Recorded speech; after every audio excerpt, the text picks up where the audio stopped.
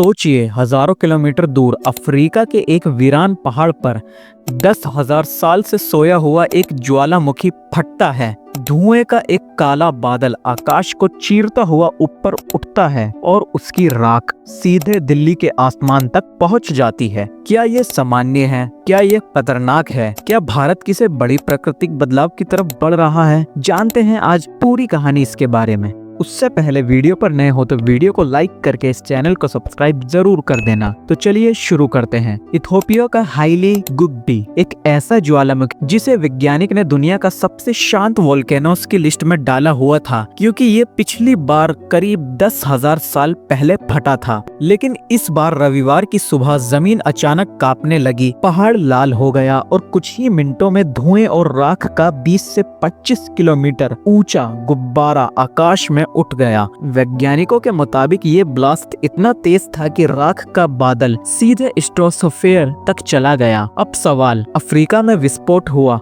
तो राख दिल्ली तक कैसे आ गई?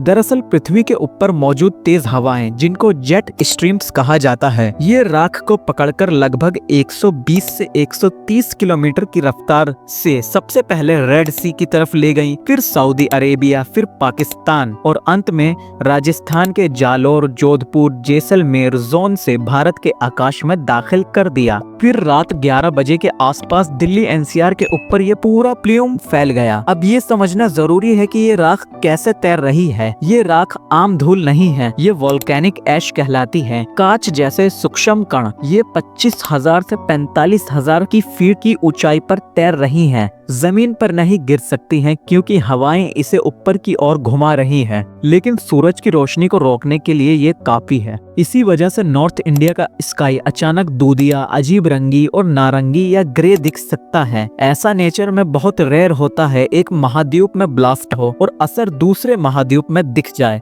सीधी बात नहीं, ग्राउंड लेवल पर खतरा बहुत कम है क्योंकि राख जमीन तक नहीं आ रही है, लेकिन कुछ हल्की चीजें हो सकती हैं। आसमान धुंधला लगेगा, कुछ जगह सनसेट, सनराइज ऑरेंज या लाल दिख सकता है।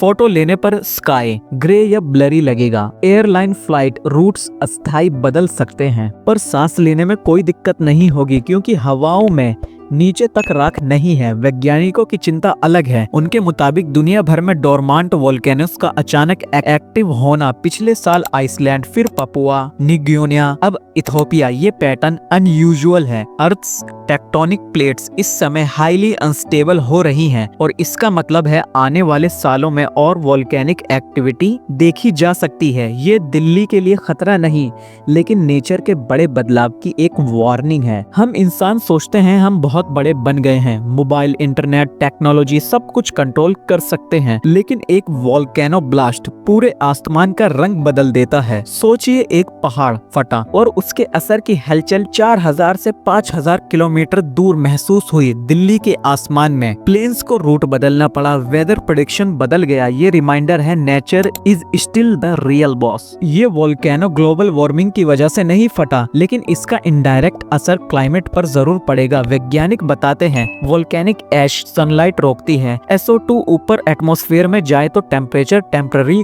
गिर सकता है। रेयर केसेस में रेनफॉल पैटर्न बदल सकते हैं। मतलब दुनिया में वेदर अगले कुछ दिनों में थोड़ा अजीब हो सकता है। तो दोस्तों, दुनिया के एक कोने में हुआ ब्लास्ट आज दिल्ली के आसमान तक पहुंच रहा है। ये सिर्फ खबर नहीं, हम सभी के लिए एक रिमाइंडर है पृथ्वी कितनी कनेक्टेड है और नेचर का एक छोटा सा बदलाव हमारे आसमान तक पर असर डाल सकता है। अब मैं आपसे पूछना चाहता हूँ, आपके हिसाब से क्या ये आने वाले बड़े क्लाइमेट बदलावों की चेतावनी है? कमेंट में जरूर बताएं। और अगर आप इस अनोखी घटना को दूसरों तक पहुंचाना चाहते हैं तो इस वीडियो को शेयर जरूर करें।